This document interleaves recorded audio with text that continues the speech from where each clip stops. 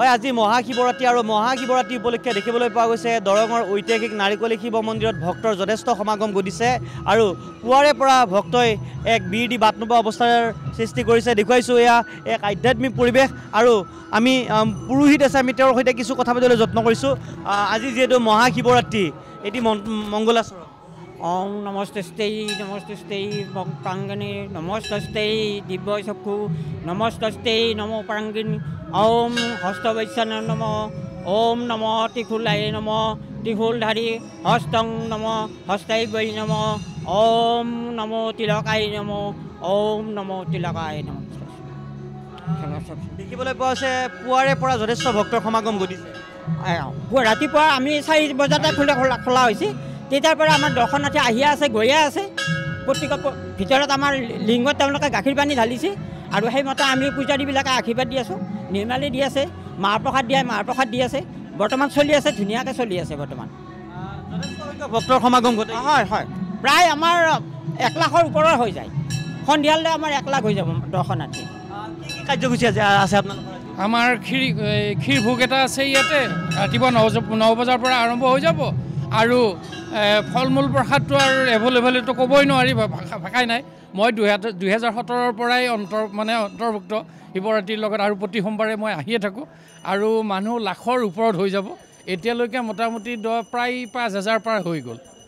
এনেধৰণে দেখিবলৈ পোৱা গৈছে মন্দিৰৰ কাষতে থকা যে আন এক স্থানত এনেধৰণে ভক্তসকলে সেৱা গ্ৰহণ কৰা দেখিবলৈ পোৱা গৈছে।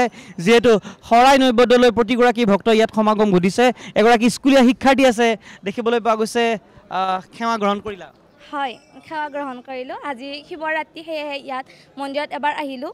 এইটো শিৱ মন্দিৰ আচলতে অসমৰ এটা বিখ্যাত মন্দিৰ, সকলোৱে চিনি পাবলৈ লাহে লাহে সক্ষম হৈছে। এই মন্দিৰটোত আহিলে সকলোৱে ভাবে মনৰ কামনাবোৰ পূৰ হ'ব। সেয়ে শিৱৰাত্ৰি বুলি অসমৰ বিভিন্ন প্ৰান্তৰ পৰা মানুহ আহিছে। এতিয়া বৰ্তমান সময়ত যিহেতু অফিচ কাছাৰীৰ সময়, সেইকাৰণে এতিয়া মানুহ অলপ কম দেখা গৈছে, অথবা স্থানীয় মানুহেৰে ভৰপূৰ দেখা পোৱা গৈছে। অলপমান পাছত লানি নিচিঙা হ'ব, ইয়াত ভক্তবান ৰাইজৰ সমাগম হ'ব যথেষ্ট। গতিকে অলপ হেৰি হ'ব আৰু মানুহ বেছি হৈ যাব। যিহেতু মানুহ হয় ইয়াতে, হয় বহুত মানুহ হয়, প্ৰতি বছৰে হয় ইয়াত। মেলাও হ'ব, মেলাও হৈছে, সকলো এনেকৈ ঘূৰিব মন্দিৰত, মানে সেৱা ল'ব। এইখিনিয়ে এয়া দেখুৱাইছোঁ এক আধ্যাত্মিক পৰিৱেশৰ সৃষ্টি হৈছে। সকলোৱে শৰাই নৈবেদ্য লৈ এই স্থানত উপস্থিত হৈছে আৰু মনৰ কামনা পূৰ্ণ হয় বুলি এক জনশ্ৰুতি আছে। কথা পাতিম। মহাশিৱৰাত্ৰি নেদেখাজনৰ নিশ্চয়কৈ সেৱা গ্ৰহণ কৰিলে। হয় হয়, আমি আহিছোঁ আজি এই পবিত্ৰ দিনটিত আমাৰ দৰঙৰ ঐতিহ্যমণ্ডিত ঠাই নাৰিকলী শিৱ মন্দিৰ অসমৰ প্ৰায় সকলো মানুহে জানে। এই পবিত্ৰ তীৰ্থস্থানটিত আহিব পাই আজি সঁচাকৈ সুখী অনুভৱ কৰিছোঁ। আৰু আজি এই মহাশিৱৰাত্ৰিৰ দিনটিত সমগ্ৰ ভক্তপ্ৰাণ ৰাইজৰ যাতে ভোলে বাবাই হেৰি কৰে, এই আশীষ প্ৰদান কৰে, তাৰ কাৰণে কামনা কৰিলোঁ। ধন্যবাদ। এইধৰণে দেখিবলৈ পোৱা গৈছে কিছু ভক্তই পুৱাৰে পৰা যথেষ্ট ভিৰ কৰা দেখিবলৈ পোৱা গৈছে। উল্লেখ কৰিব লাগিব এই ঐতিহাসিক নাৰিকলী শিৱ মন্দিৰৰ যি 15 নম্বৰ ৰাষ্ট্ৰীয় ঘাইপথত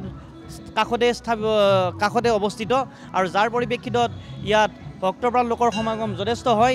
আৰু যিহেতু এইবেলি তেওঁলোকে কিছু কাৰ্যসূচী সংযোজন কৰিছে, কেনে আশীৰ্বাদ ল'লে? নিশ্চয় নাই, এতিয়া আহিছোঁ, মা বাবাৰ আশীৰ্বাদ ল'ব আহিছোঁ।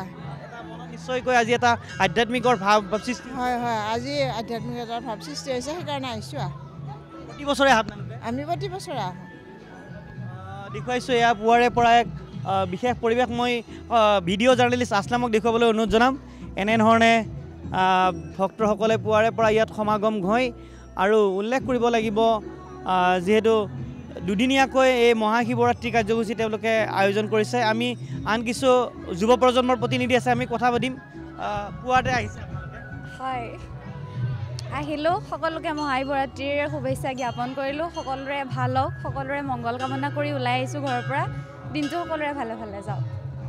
এই ধৰণে দেখিবলৈ পোৱা গৈছে এই স্থানত ভক্তসকলে সমাগম ঘটিছে আৰু পুৱাৰে পৰা এক বিশেষ পৰিৱেশৰ সৃষ্টি হৈছে। আমি উল্লেখ কৰিছোঁ এয়া ঐতিহাসিক নাৰিকলী শিৱ মন্দিৰৰ এক দৃশ্য।